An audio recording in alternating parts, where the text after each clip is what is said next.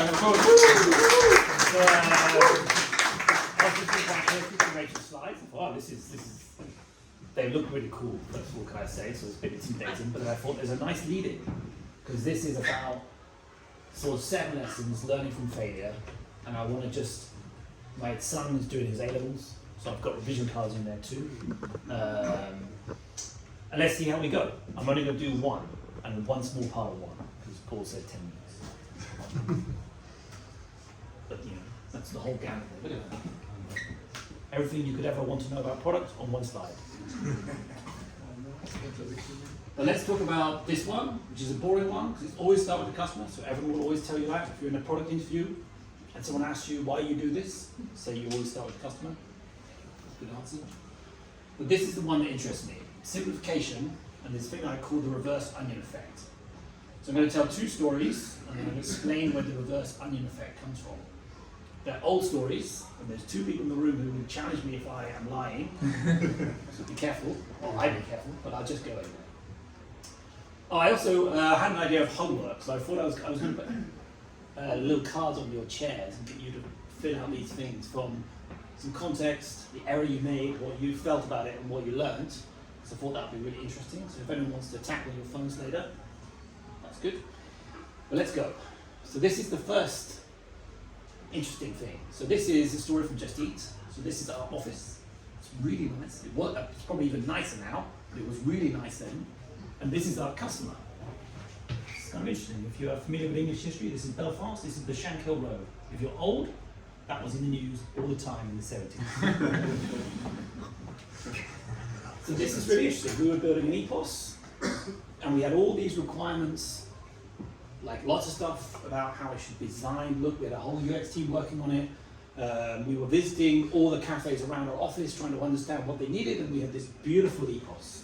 Really, really cool, and we were big, and we were scaling, and we were about to IPO, so we could undercut everyone else's price and sell it really cheap. We made a fatal error in that this guy doesn't really need an EPOS. He's using a second-hand Casio that cost him £30, so even our half-priced expensive EPOS doesn't work for him. But he didn't really have the need for any of these other features we had, like a complicated menu interface where you could assemble a kebab in just 5 clicks. He's like, Jesus, I just need a big kebab and a little kebab. Easy. It's the only buttons I need. And then when we showed him the security screen, it's quite a big guy, tattoos on his arms, not much hair on his head. He's like, I don't need security. There's only one person in my business that touches the till. Okay, so clearly that was an interesting story. And then you repeat that for most of the other businesses that may just eat money at that period of time. Like I say, this is quite old, I'm sure it's different now. That's one story. This was interesting as well. This was another one. For a long time, at Just Eat, it was impossible to sign chain restaurants. Just completely couldn't do it. Had to integrate with Micros, all this kind of EPOS crazy shit. Had to build lists of requirements that ran to hundreds and hundreds of rows on a spreadsheet. How do you do this? And then this company came along that we, I think, acquired. I can't remember what happened at the end of my slide deck, but I suggested we acquire them. And all they did was go to the head office of the chain restaurants and say, what do you want in accounts at the end of each month? And accounts said, I'd like a spreadsheet with everything that you've sold through your platform. Done. And then they sold to the head office and then sold to all the locals. That's really cool. That's amazing. We've been told this was impossible.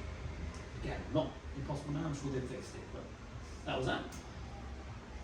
And then this is a bit more recent. After I worked at Booker Table, after I worked at Just Eat, I went to Booker Table, I was director of product and UX there.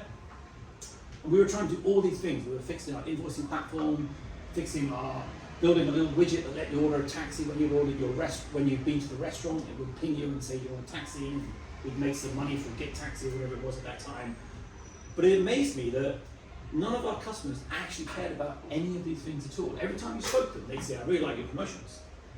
And we'd say, and then I think it's amazing that you can book a table online. It's not weird, like that's so obvious. But even then, but people just say that.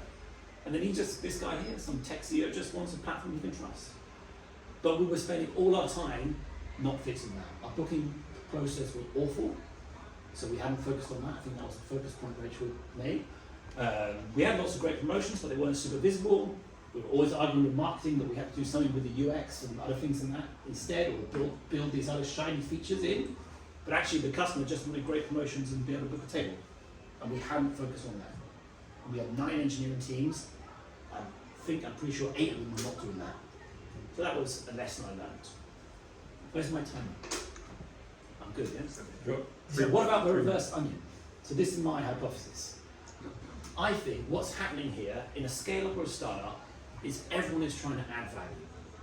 Everyone is, there's layers of UX research, there's engineering adding on, security and that list, that famous list you mentioned. There are commercial people coming up with new opportunities to sign deals and make partnerships. And it's always good. Every single one of these is a really good idea.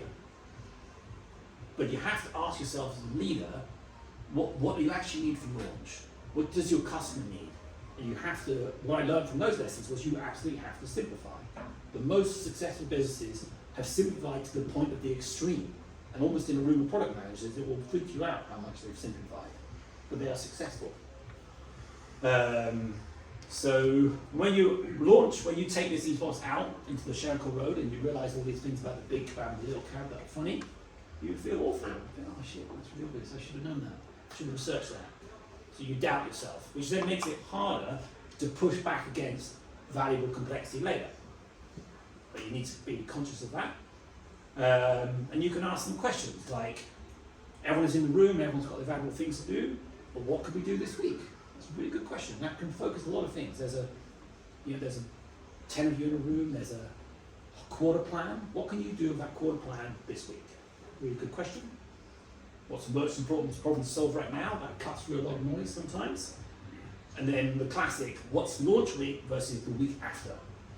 And I had that debate. I think I worked at a used car startup for 6 months. I had that conversation every single week.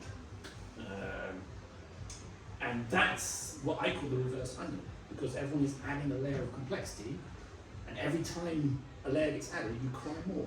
So instead of crying as you simplify, the onion gets bigger, and you're in tears by the end of it. There you go. Nice one.